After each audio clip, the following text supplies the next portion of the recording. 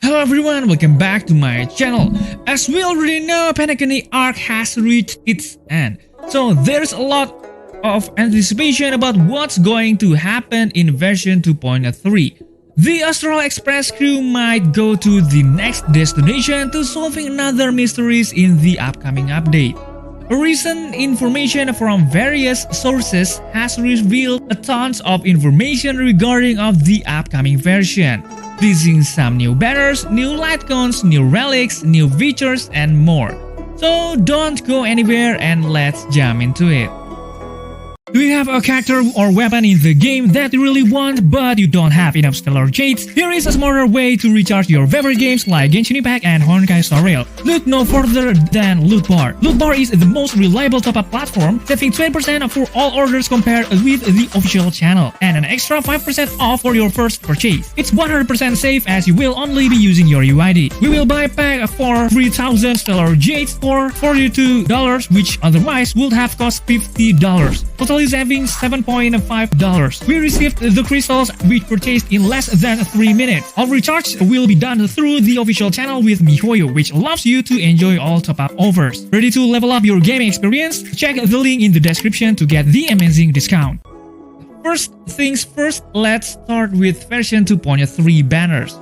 Like what I've told you before on my previous videos, version 2.3 will be the debut of 5-star banner characters Firefly and Jade. The honkaistarrail version 2.3 banner will include reruns for Huohuo and Argenti. The rerun characters could still change leading up to the release of version 2.3. The version 2.3 banner is also interesting because honkaistarrail has not revealed a new 4-star character. This is the second time HoYoverse has not introduced us to new 4-star units for 2 consecutive updates. Anyway, in the first phase, we will meet Firefly and Huohuo as a 5-star banner. And for the second phase, we will meet Jade and Argenti. The first phase of the 2.3 banner update is expected to run from Tuesday, June 18, 2024. If you are confused about which character suits you, don't hesitate to look for a guide on my channel, or you can just ask me on the comment section below. The honkaistarrail 2.3 beta just started and various information have been surfacing on the internet. Recent information on Reddit by a Firefly lover stated that players will be receiving a free 4-star character in the upcoming update.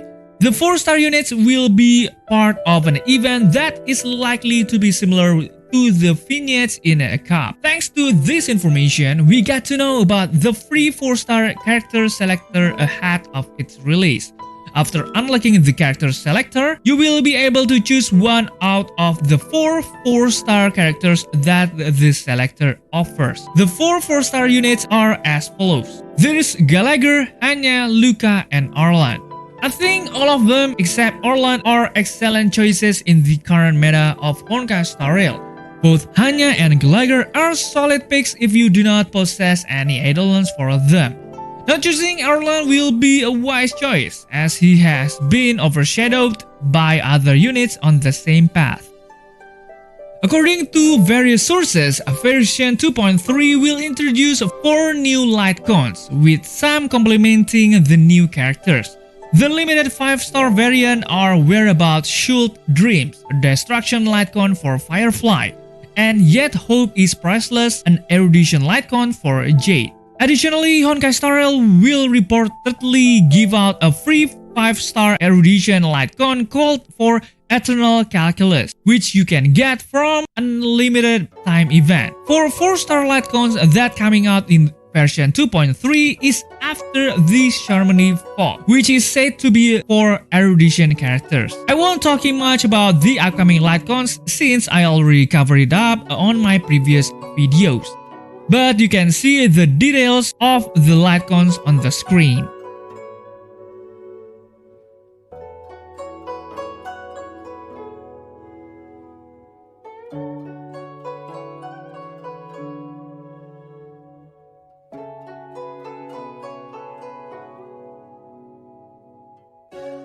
A new set of information shared by Firefly Lover and Deem have revealed 2 Relic sets and Planar Ornaments for version 2.3. The Iron Cavalry against Scourge set heavily benefits weakness break, with its 2-piece bonus increasing break effect and 4-piece ignoring an enemy's defense on break damage. On the other hand, the Wind Soaring Valorous provides the wearer with increased attack for its 2-piece bonus and buffs a character's damage after using an ultimate or follow-up attack. Both of them is rumored to be a good pair with a new unit, Firefly and Jade. 2 newest Planar Ornaments sets look to similarly provide a mix of elemental damage and follow-up attack support.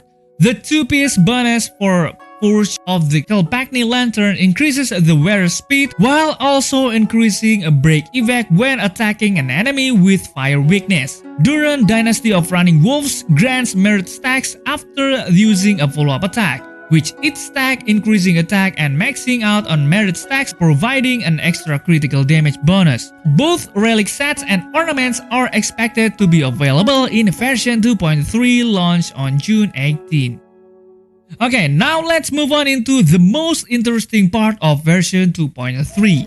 The latest info from Firefly Lover disclosed new information about the Apocalyptic Shadow mode, revealing that it will consist of multiple challenges. According to its description, this combat-oriented mode will set players against at least 2 bosses and formidable roster of enemies. As in the Pure Fiction, we will collect scores in the Apocalyptic Shadow to obtain precious rewards, including Stellar Jades, of course. One thing to note is that the difficulty and rewards of the mode won't be affected by the player's equilibrium level. The Apocalyptic Shadow mode will have its own rules and give bosses some unique traits that could the combat even harder. Moreover, it will prevent players from performing several actions such as changing team setup, upgrading units, and consuming potion items. As in honkaistarrail's simulated universe, there will be unique effects in each stage of the Apocalyptic Shadow. So the conclusion is as follows. Apocalyptic Shadow is similar to Pure Fiction. There's 4 difficulties for each season or phase. You must set 2 teams for 2 nodes, and you must pick a buff for each team. There's a various buff there, so choose carefully. Gameplay-wise, there's an action value timer, and your score is calculated using the remaining boss HP and remaining action value. If you don't kill the boss, only the remaining HP will be used to calculate it. The mode will record the team you used, relics, Lightcones, levels, and you can repeat each node individually with the team that you used. You will have an option to change your team, which will delete your score for that node, but not your highest score obtained. Final score is calculated using the total of both node scores. There is total 12 rewards, just like MOC giving 1 reward for every 3 stars. Total 800 Stellar Jades every phase. Each boss is worth 2000 points. Therefore, the total score is 8000 points. To get 3-star, you need to get at least 6400 points. So both bosses must be defeated. And this must be done within 1800 action value, which is equivalent to 15 cycles in MOC. And there is important notes for you. When the boss weakness is not broken, it takes reduced damage. When weakness is broken, it takes increased damage and suffers extra action delay. So yes, Ruan may play a big part on this mode. One of the highlights of the 2.3 update is the introduction of the Divergent Universe, a new version of the simulated universe. This new mode will make Planar Ornament farming easier and provide players with the opportunity to save blessings and curios for future use. Divergent Universe is really similar to Simulated Universe but with some modifications. Long story short, in Divergent Universe, character level, Lightcones level, traces, and relics be enhanced when requirements are met. Character level and Lightcone level will be raised to the highest level allowed in the player's current equilibrium level. Also in Divergent Universe, there's a weight curio which can change a character's functional role. You can farm Planar Ornaments by challenging the boss enemy in the Divergent Universe Planar Ornament Extraction. And lastly, in Divergent Universe, after defeating the boss enemy, enter the Excessive Conversion Challenge. During the Excessive Conversion, reduce the enemy's HP to obtain conversion data. Complete the objective to obtain treasure chest. The more objective you complete, the better the reward. Also, there is 8 brand new simulated universe occurrences in the upcoming version. For additional information, occurrences in the simulated universe are encountered after reaching certain milestone during exploration or by entering occurrence domains. After experiencing an occurrence, it will be unlocked in the index and you can redeem stellar jades for each one. So, in the upcoming versions of honkaistarrail, we can at least get more stellar jades from collecting new occurrences in simulated universe. honkaistarrail version 2.3 will have an exciting lineup of events where players can participate into farm stellar jades and upgrade materials. There is various event held in version 2.3. First event is Divergent Universe, the Human Comedy. As you might guess, we must clearing a brand new feature called Divergent Universe with certain objectives. You can get various rewards such as free 5-star Lightcones, new phone wallpaper, and many things I can't say in this video. And next is Stellar Shimmer. In this event, we must clear a new challenge mode that's quite similar with Emosi and Apocalyptic Shadow, but with a certain rules. After the event begins, a new challenge stage will open daily, totaling 8 stages. Each challenge stage has 2 difficulty levels, Dwarf Star and Super Giant Star. Completing the Dwarf Star challenge unlocks the Super Giant Star difficulty. Each challenge stage features a set stage mechanism that provides buff effects to the characters. There is a new mechanism called the Starlight Stacks, which can deal set amount of damage to the enemies after an ally uses an ultimate or launch a follow-up attack. So yeah, follow-up attack units is pretty important here. Okay, next is Origami Bird Clash. In this mode, we need to match and clear fruits with a certain numbers of moves and increase the origami bird's combat power. At the end of the turn, the system will calculate damage based on the combat power difference. If the opponent's HP is reduced to 0, you win.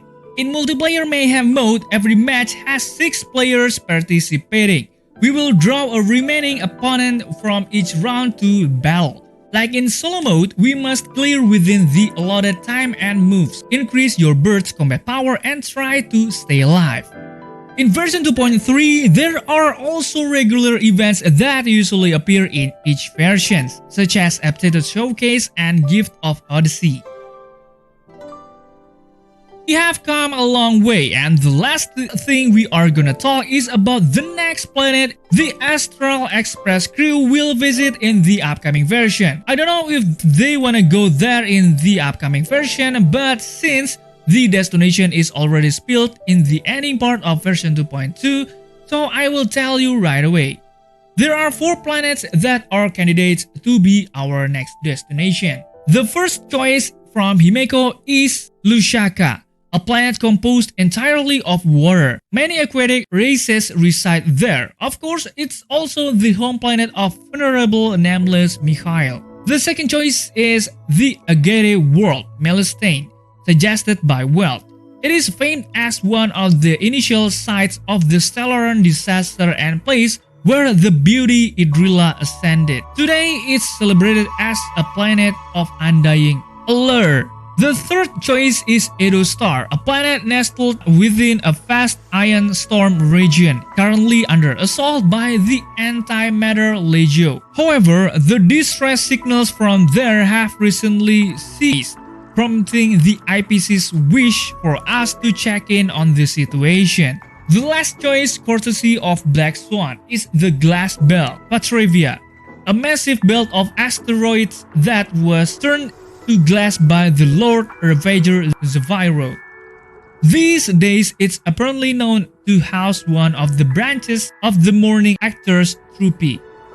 Okay guys, I think that's all what I can share to you about the upcoming version 2.3. And what do you think? Please leave your comment in the comment section below.